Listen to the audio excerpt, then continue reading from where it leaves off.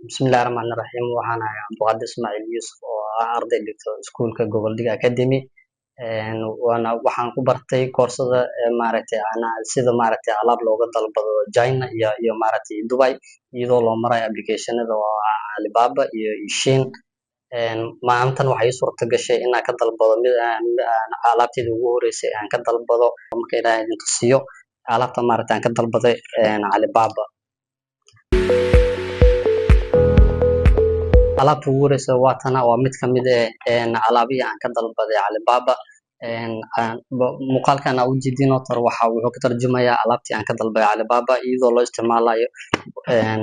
faa'iidadiisa aad iyo aad ay muhiim tahay hadda waxaa hoosin ku furay alaabta waa tana alaabta waxay ka kooban tahay geedkan waxaa aad si fiican loogu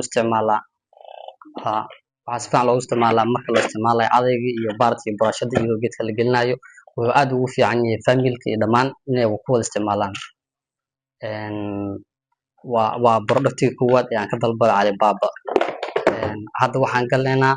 productiga labaad ayaan tusinaya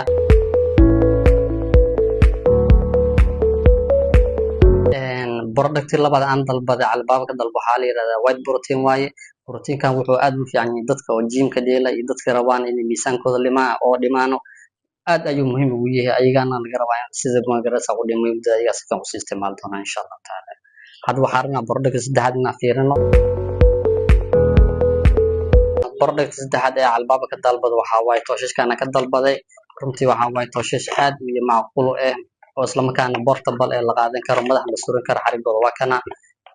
wuxuu aad muhiim ugu yahay qof kasto isticmaalayso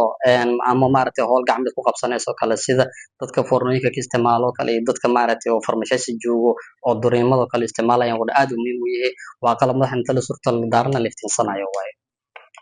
okay hadda waxaan tusaneynaa productkeena afraad ee aan ka dalbanay Alibaba productiga afraad oo aan ka dalbaday Alibaba waa geedkan waaye runtii wuxuu aad ugu fiican yahay ilmaha yariiska in lagu suubiyo kale doolshada ama buskudka ama waxyaabahaas oo kale sida malaba oo kale lagu suubiya waa qalab yar oo fudud isla markaa daqiiqado inta ku suubiyo iyo ilmaha soo dugsigooda ku aadaya dhamaan alaabtan oo ka dalbaday Alibaba waxaan ku bartay online-ka oo Goboldhiga Academy ayaa ku bartay dhamaantoodna waxaa waaye alaab aad iyo aad muhiim u ah